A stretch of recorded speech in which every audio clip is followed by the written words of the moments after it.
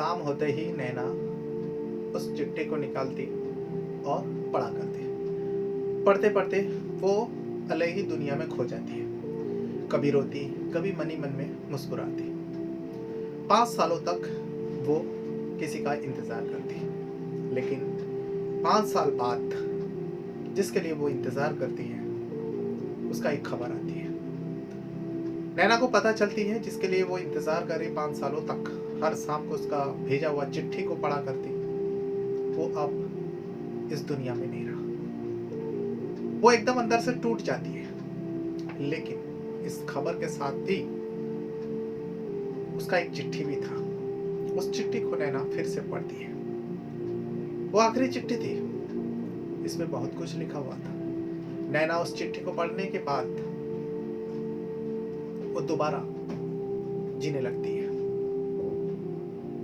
नैना उस दिन के बाद कभी वो रोई नहीं। वो अपनी जिंदगी को एक यू टर्न देती है, क्योंकि वो जिसका इंतजार कर रही थी, चिट्ठी में वो सब कुछ लिखा हुआ था। जो नैना, तुम मुझे भूलना नहीं। भले ही आज मैं तुम्हारे साथ नहीं हूं, लेकिन मैं चाहूंगा तुम खुश रहो और अपनी जिंदगी में आगे बढ़ो। नैना वाकई आगे बढ़ रही थी। शुरुआत 5 साल पहले हुई थी। पहला दिन इन दोनों का जो मुलाकात हुई थी, अर्जुन और नैना, कॉलेज में पहली बार इन दोनों का मुलाकात होती है। कॉलेज छुट्टी हो गई, सारे लोग, सारे स्टूडेंट अपने अपने घर चला जा रहा था। बारिश बहुत तेज थी, नैना के पास छाता थी। नैना भी अपने घर की ओर बढ़ रहे थे, लेकिन कॉलेज से जैसे बाहर आते देखते हैं कि उसी कॉलेज में, नैना जिस कॉलेज में पढ़ाई करती थी, उसी कॉलेज में एक लड़का भी पढ़ा करता था जिसका नाम अर्जुन था। अर्जुन एक साइड में खड़े हुए हैं। बारिश की वजह से वो आगे नहीं बढ़ पा रहा था। हालांकि अर्जुन की नजर भी नैना के ऊपर पड़ता है, लेकिन अर्जुन का हिम्मत नहीं हो पा रहा था जो एक लेडीज से मदद मांगे, जो मुझे भी अपने साथ अपने छाते में ले लो ताकि मैं आगे तक जा सकूं। नैना समझ जाती है अर्जुन जब उसके तरफ देखते हैं। नैना अर्जुन को कहती है, छाते पे आ जाओ, कब तक खड़े रहोगे। अर्जुन नैना की बात सुनकर नैना के साथ नैना के छाते पे आ जाते हैं। अब ये दोनों पहली बार एक ही छाते के नीचे दोनों घर की तरफ बढ़ रहे थे। चलते चलते दोनों के बीच में बात भी होती, दोनों का पहचान होता, दोनों एक दूसरे का नाम जानते। उसके बाद इन दोनों का दोस्ती हो जाती है। दोस्ती हालांकि उस दिन नहीं हुई थी, फिर कॉलेज में आना जाना लगा रहा, दोनों में मुलाकात होती, दोनों में बातचीत होती, दोनों में दोस्ती होती। ये दोस्ती कब प्यार में बदल गया, इन दोनों को पता ही नहीं चला। नैना अब अर्जुन का इंतजार करती। अगर अर्जुन को एक दिन भी कॉलेज में नहीं देख पाती तो बेचैन होती और अर्जुन से मिलने के लिए, अर्जुन से मुलाकात करने के लिए अर्जुन का इंतजार करने लगती। वही हाल अर्जुन का भी था। अर्जुन अपने सपनों को पूरा करने के लिए कुछ भी करने को तैयार था। उसका बड़ा बड़ा सपना था, पढ़ाई खत्म करने के बाद वो शहर छोड़कर दूसरे शहर में अपने सपनों को साकार करने के लिए जाना चाहता था।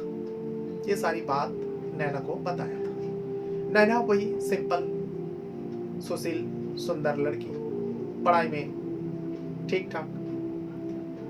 तो नैना और अर्जुन दोनों का जो दोस्ती है बहुत गहरा हो चुका था। दोनों एक दूसरे के बात भी शेयर करता, दोनों के बीच में प्यार हो गया था। लेकिन प्यार का इजहार कभी किसी ने नहीं किया था। देखते देखते कॉलेज का इन दोनों का आखिरी साल चल रहा था। अब वो वक्त आ जाता है जब अर्जुन को अपने सपनों को साकार करने के लिए, अपने सपनों का पंख लगाने के लिए उस शहर को छोड़कर दूसरे शहर में जाना था। उस दिन भी बारिश हो रही थी। अर्जुन भीगते हुए नैना के पास जाते हैं।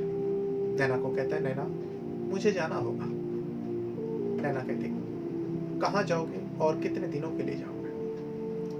अर्जुन कहता है, कहाँ जाऊंगा पता नहीं और कितना दिनों के लिए जाऊंगा ये भी मुझे नहीं पता, लेकिन हाँ मैं लौटूंगा, तुम मेरा इंतजार करना। नैना कहती है, अगर तुम वादा करते हो तो मैं तुम्हारा जिंदगी भर इंतजार करूंगी।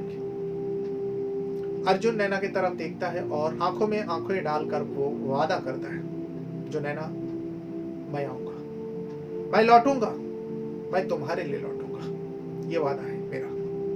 वादा करता है। अर्जुन और नैना पहली बार गले मिलते हैं और एक चिट्ठी अर्जुन नैना के हाथ में थमाते हैं। अर्जुन कहता है, जब मैं नहीं रहूँगा तो इस चिट्ठी को तुम पढ़ना और मुझे याद करना। नैना कहती है, नैना की आंख भर आती है। नैना उस चिट्ठी को अपने पास रख लेती है और फिर उसे विदा कर देती है। अर्जुन शहर चले जाते हैं। शहर में जाने के बाद हर महीना में वो एक चिट्ठी जरूर नैना के नाम पर लिखता था। लेकिन धीरे धीरे समय आगे बढ़ता गया। अर्जुन का अब महीना से 2 महीना हुआ चिट्ठी भेजना, फिर 5 महीना हुआ, फिर साल भर हुआ और फिर धीरे धीरे अर्जुन का नैना के पास चिट्ठी भेजना ही बंद हो जाता है। लेकिन नैना जो है उसके हर चिट्ठी को संभाल कर रखा था और वो जो आखिरी चिट्ठी होता है जो वो विदाई के समय दिया था, उस चिट्ठी को वो हर शाम को पढ़ा करता था। 5 साल बीत जाते। अर्जुन का कोई चिट्ठी, कोई खबर नहीं था। नैना को लोग समझाते जो वो अब कभी नहीं लौटेगा। तुम अपनी जिंदगी को क्यों खराब कर रहे हो, तुम अपनी जिंदगी में आगे बढ़ो। लेकिन नैना सबको कहता, वो वादा किया है, वो जरूर लौटेगा, ये मेरा उम्मीद है, ये मेरा भरोसा है, वो आएगा जरूर। लेकिन अर्जुन नहीं आता। 5 साल बाद नैना शाम के वक्त घर के कमरे के अंदर थी, वही चिट्ठी पढ़ रही थी। तभी दरवाजा पीटने की आवाज आती है। नैना दरवाजा खोलती है। सामने एक अनजान शख्स, उसका नाम राहुल होता है। नैना उस अनजान शख्स को पूछती है, आप कौन है, किसको चाहिए? राहुल कहता है, क्या ये नैना का घर है? नैना कहती है, हाँ, ये नैना का घर है और मैं ही नैना हूं। आप कौन? राहुल कहता है, मैं अर्जुन का दोस्त हूं। जैसे अर्जुन का नाम राहुल लेता है तो नैना के हाथ कांपने लगता है। वो बड़ी बड़ी आंखों से उस राहुल को देखने लगता है। उसे लगा शायद अर्जुन भी आ चुका है, अर्जुन अब मेरे साथ मजाक कर रहे हैं, वो शायद छुपे होंगे। नैना की आंख चारों तरफ दौड़ती है, लेकिन उस दरवाजे पे राहुल के अलावा और कोई नहीं था। नैना राहुल से पूछती है, अर्जुन क्यों नहीं आया? अर्जुन ने वादा किया था वो लौटेगा। राहुल कहता, वो लौटना तो चाहता था, लेकिन 2 साल पहले वो जा चुका है। नैना कुछ समझ नहीं पाती। नैना कहती है, जा चुका है, क्या मतलब है आपका? राहुल कहता है, 2 साल पहले अर्जुन का एक एक्सीडेंट हुआ।